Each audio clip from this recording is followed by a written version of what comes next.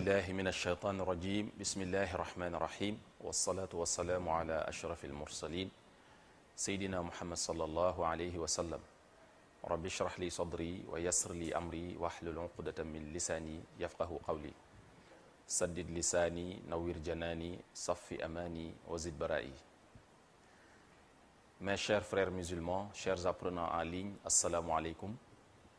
Je reviens encore une fois pour un 6e numéro de votre émission Apprendre à lire le Coran que vous propose OK Africa et OK TV. Les cours se tiennent à l'IAM, Institut africain de management. Lors de la dernière leçon, nous étions sur les voyelles brèves, c'est-à-dire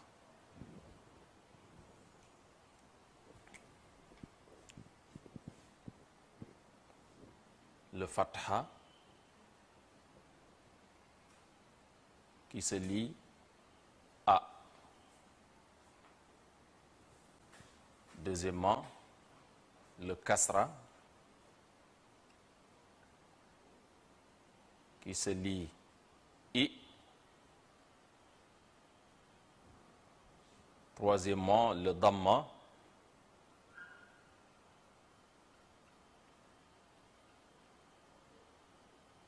qui se lit O. Vous pouvez voir le damma aussi comme ça. Ensuite, il y a la voyelle neutre qui est le sukun.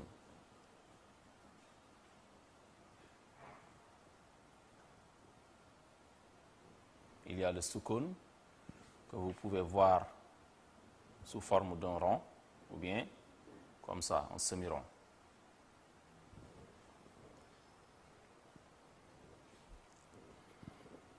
Le fatha, la première voyelle, c'est celle que nous allons utiliser depuis le début du cours. Maintenant, lors de la dernière séance, nous avons étudié les autres cas, c'est-à-dire le kasra et le damma. C'est comme en français, on a la voyelle A sur une lettre et ça se lit A. On a la voyelle I qui suit une lettre et ça se lit donc I. On a la voyelle O qui suit une lettre, ça se lit O. Exemple, ici, on a la lettre Fa qui, avec la voyelle A, se lit Fa. La lettre Ta'un qui, avec la voyelle A, se lit Ta. La lettre Alif qui est une lettre phonétiquement neutre. Donc, la lettre Alif avec la voyelle A, on le lit A comme s'il y avait seulement la voyelle.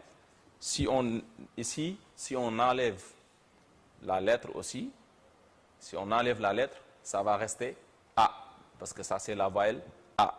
Si on met la lettre aussi, ça demeure A. Donc Alif, ne l'oubliez encore une fois, est une lettre qui est neutre, phonétiquement. Ensuite, on peut avoir ici, on va voir les lettres les plus difficiles, Za'un plus la voyelle A, ça va donner Za. Aynun plus la voyelle A, ça va donner Ra. C'était ça donc pour le fatha. Maintenant, on va passer du fatha au kasra. Mais comme on l'avait signifié, il faut retenir que le fait de passer d'une voyelle à une autre ne change pas la phonétique de la lettre. C'est le son qui change du fait du changement de voyelle, mais la phonétique quand même va rester la même. Par exemple, ici on avait Fa. Donc, on déplace le trait en bas et on a Fi. On avait ici Ta. On déplace le trait en bas et on a Ti. Ici, on avait A. On déplace le trait et le Hamza. Aussi, avec la voyelle I, le Hamza, c'est-à-dire le signe que vous voyez en haut, se trouve en bas. Nous allons voir d'autres détails sur le Hamza, Inch'Allah. Ensuite, on a la lettre Za. On déplace le trait. On a Zi. A, on déplace le trait vers le bas et on a aïn. Donc, un trait en haut, c'est le fatha, un trait en bas, c'est le kasra. Ensuite, le damma, on va utiliser les mêmes lettres. Fou, to, o,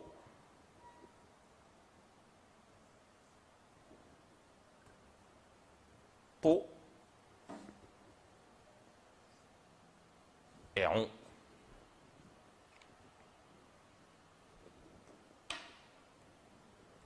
On va passer maintenant de I à O.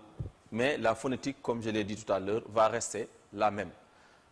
Ici, on avait fi, ça devient faux. To, o, to, on. Enfin, il y a le soukoun, qui est la voyelle neutre ou bien l'absence de voyelle. Et on avait dit que le soukoun ne se lit pas seul. Sa lecture dépend de la voyelle de la lettre précédente. Si on veut lire le soukoun, on lui fait donc précéder d'une lettre plus une voyelle pour pouvoir le lire parce que sa lecture va dépendre de cette voyelle-là qui le précède. Ensuite, le soukoun, deux soukouns ne se suivent pas. C'est un autre principe qu'il faut retenir aussi. Ici, on va voir les mêmes lettres. On a ici, qu'est-ce qu'on a?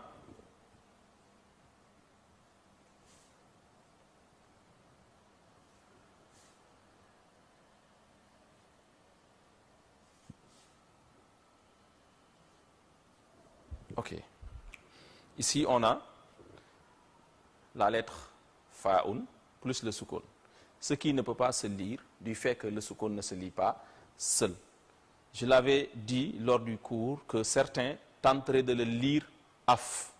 Mais dans ce cas, on ne pourrait pas le justifier parce qu'ici, il n'y a pas quelque chose qui se lit a. Il n'y a pas un a, par exemple. Il n'y a pas un a qui nous permet de dire ici af. Et si on dit af, on est en train de prononcer une lettre qui n'existe pas. Maintenant, pour pouvoir le lire af, il faut peut-être ajouter a. Comme ça, ça va devenir af. Ensuite, on peut lui faire précéder d'une autre lettre. Ici, on a, c'est le sa qui précède, donc on a sat. Et ici, c'est ça la transcription. Af. Af. C'est pourquoi on l'appelle absence de voyelle. Ici, on voit que pour lire ce mot-là, ce syllabe, on se tient au F. Pourquoi? Parce qu'il n'est pas suivi par une autre voyelle. Donc, le soukoun, c'est comme ça. Ici, on a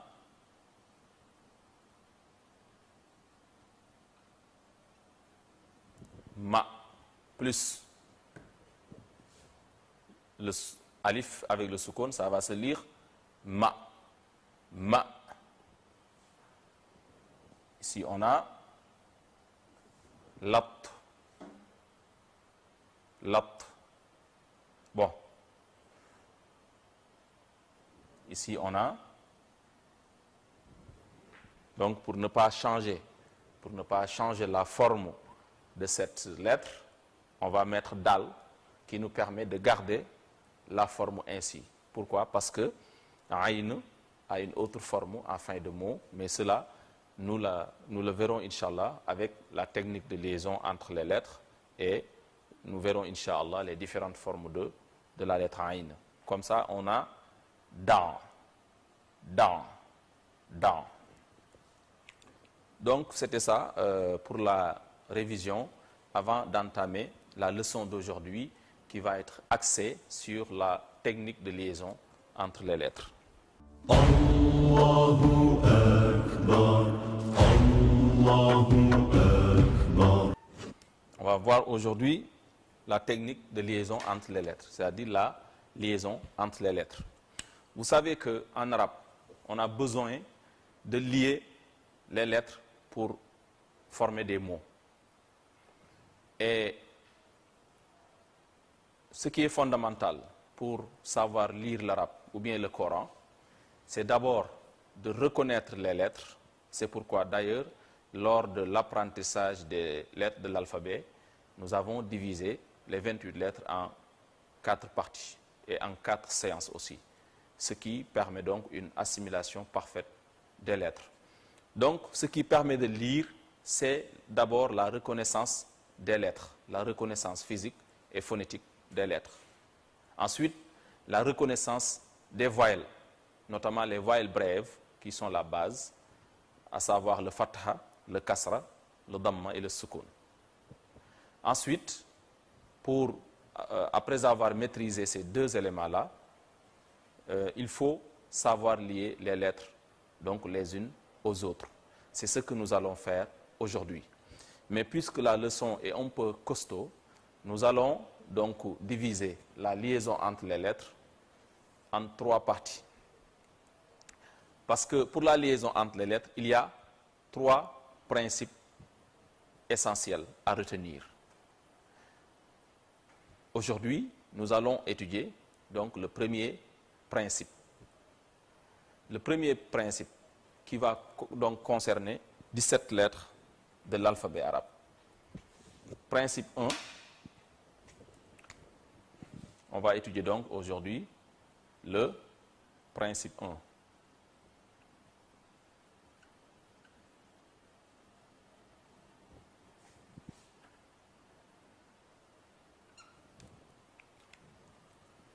Mais avant le principe 1, il y a un principe qui est général et qui concerne toutes les lettres. C'est que le principe général est que toute lettre ayant une queue au-dessus ou en dessous de la ligne doit la perdre afin de permettre sa connexion à la lettre suivante. C'est pourquoi donc chaque lettre, quand elle n'est pas liée à une autre, elle peut garder sa forme normale, sa forme initiale.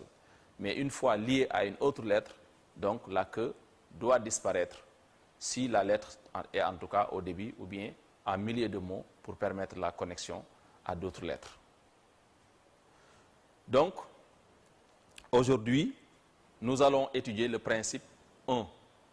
Mais, il faut le rappeler, il y a, avant le principe 1, un principe qui est général et qui concerne, en tout cas, qui est général et qui s'applique sur toutes les lettres, c'est que toute lettre ayant une queue au-dessus ou en dessous de la ligne doit la perdre pour qu'on puisse la lier à une autre lettre. Et les lettres qui n'ont pas de queue restent inchangées, bien entendu. Donc, je précise, les lettres sans queue restent inchangées, c'est-à-dire elles ne subissent pas de changement.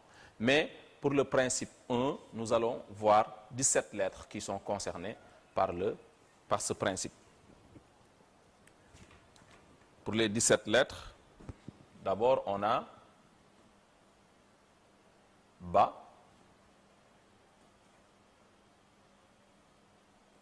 Ta, Sa,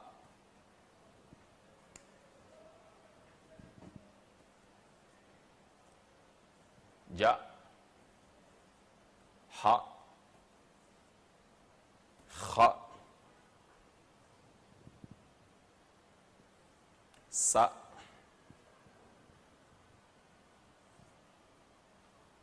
Sha,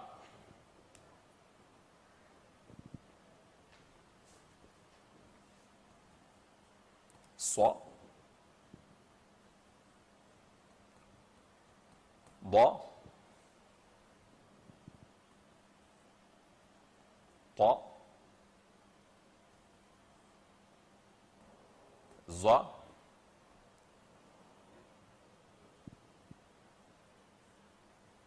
Fa, Qa, La, Ma, Na. On a ici 17 lettres. 1, 2, 3, 4, 5, 6, 7, 8, 9, 10, 11, 12, 13, 14, 15, 16, 17. Ces 17 lettres s'inscrivent dans la même logique appelée principe 1, par rapport à la liaison entre les lettres. Alors, qu'est-ce que le principe 1 pour ce qui est de la liaison entre les lettres? Pour le principe 1, il y a des lettres qui, quand on les lie à d'autres lettres, ne changent pas de forme, c'est-à-dire gardent leur forme normale. Et pour ces lettres-là, quand on les lie à d'autres lettres, tout ce qu'elles opèrent comme changement, c'est la simple disparition de leur queue. Mais quand même, la forme de la lettre reste intacte, en début, en milieu et en fin de mot. D'ailleurs, toutes les autres lettres, donc, à part peut-être la lettre Aïn et Ghaïn, reprennent leur forme initiale en fin de mot. Mais pour le principe 1, on va retenir encore, le principe 1 concerne les 17 lettres. Le Ba, Ta, Sa, Ja, Ha, Kha, Sa, Sha, Sa, Da, Ta, Za, Fa, Qa, La, Ma, Na. Donc le principe 1 concerne les 17 lettres qui ne changent pas de forme avec la liaison entre elles.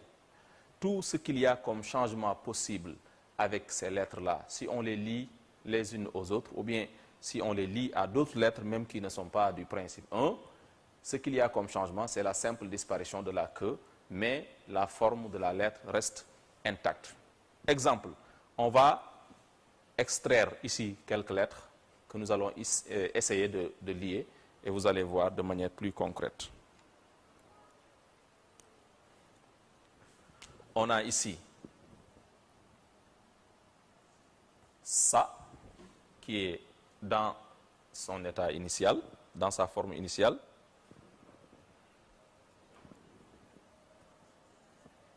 Ja.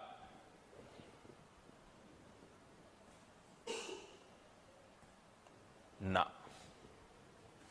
On va lire, on a Sa, Ja, Na. Maintenant, on va essayer de lier les trois lettres. Et vous allez voir ce qui va se produire. On va lier. On va lier maintenant. Suivez la flèche. La première lettre, c'est Sa. Donc, première chose, disparition de la queue. Première chose à retenir, c'est la disparition de la queue. Donc, on a ici Sa. La deuxième lettre doit venir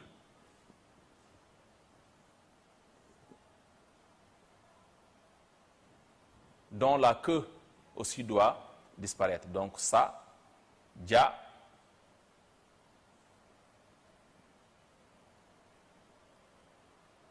Sa, Ja, Na. On avait ici Sa, qui a sa forme initiale. Ja, qui a sa forme initiale. Maintenant, on a Na, qui garde sa forme initiale parce qu'elle est en fin de mot.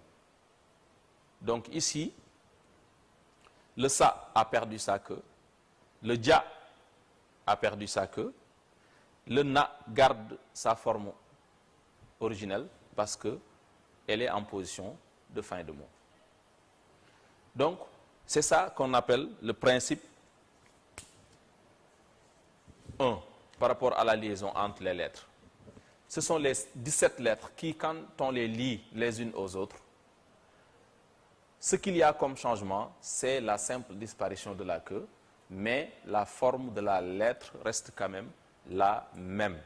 Ici, à part la disparition de la queue pour la première lettre Sa, par rapport à ici, à part la disparition de la queue, il n'y a pas un autre changement. Donc Sa, Sa. Pour le Ja aussi, à part la disparition de la queue, il n'y a pas de changement. Pour le Na n'a même pas changé, vous le remarquerez parce que il est en fin de mot. On peut voir un autre exemple avec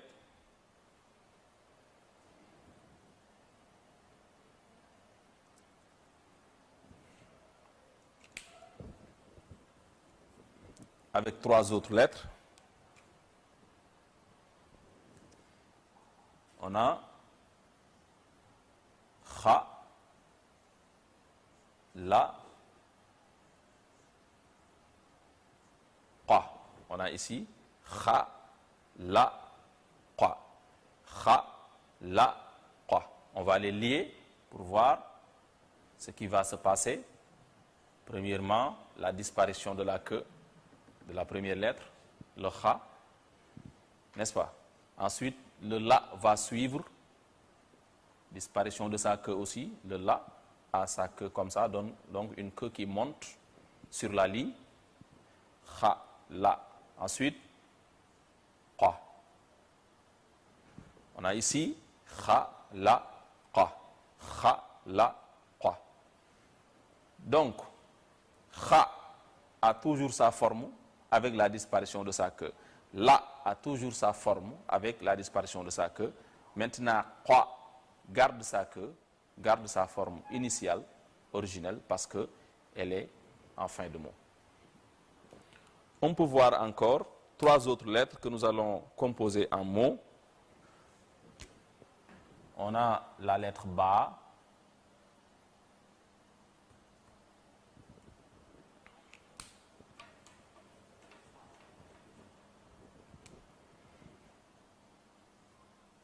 On a la lettre baoun qui a 2 queues. Une queue au début, une queue à la fin. Et les 2 queues montent sur la ligne. Ba. Ensuite, on peut faire suivre une autre lettre qui est sa. Et en dernier lieu, on met ta. On va lier pour voir ce qui va se passer. Ba. Donc, ba va perdre sa queue ici. La deuxième queue. Ba. On va faire suivre ça, qui va être en position de milieu de mots. Ba, sa. Donc, ça va se former comme ça. Ça. Ensuite, ta. Donc, le ta qui reste inchangé par rapport à sa forme originelle. Pourquoi? Parce qu'elle est en fin de mot. On va lire ba, sa, ta. Ba, sa, ta. Ba, sa, ta. On peut avoir un autre exemple. On a ici noun, avec la voyelle A, c'est na. Ensuite, sa et dia. 3 lettres que nous allons lier aussi pour voir. On a na. Donc, na, qui, avec le premier exemple, avait gardé sa forme originelle. Ce n'est pas le cas ici, parce que na, ce qui l'a permis de pouvoir garder sa forme originelle, c'est parce qu'ici, il est en fin de mot. Mais ici, donc le na est en début de mot, donc va adopter sa forme au début d'un mot. Donc na, ensuite le sa,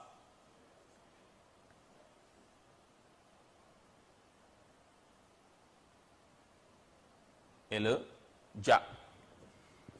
Na, sa, ja. Donc ici, le ja est la seule lettre qui garde sa queue. Pourquoi? Parce qu'elle se trouve en position finale.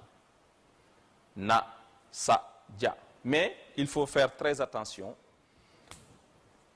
entre ba et na. En début de mot, ça s'écrit de la même façon. Ba, na. Ça s'écrit de la même façon. C'est seulement la position des points qui nous permettent de faire la différence. Pour le ba, on a le point en bas, et pour le na, on a le point en haut. Donc ici, si on enlevait, si on mettait le point en bas, ça deviendrait ba. Et ici aussi, si on mettait le point en haut, ça deviendrait na. Donc ici, on a un point en bas, c'est ba. C'est ba. Ici, on a un point en haut, c'est na. Donc, attention à la confusion entre les lettres. C'était l'essentiel pour comprendre le principe 1 sur la liaison entre les lettres. Ici, on n'a pas utilisé toutes les lettres. On a extrait quelques lettres que nous avons composées pour former des mots, mais ce qui est valable pour ces lettres-là, donc, est valable pour les autres. On n'a pas besoin de vous donner toutes les lettres. Il suffit maintenant de se baser sur ces exemples pour comprendre parfaitement comment on utilise ces 17 lettres-là du principe 1 avec la liaison entre les lettres. Dans le numéro qui suit, nous aurons, Inch'Allah, le principe 2 qui va concerner 5 lettres de l'alphabet arabe qui changent de forme selon leur position dans le mot. D'ici là, portez-vous bien et bonsoir.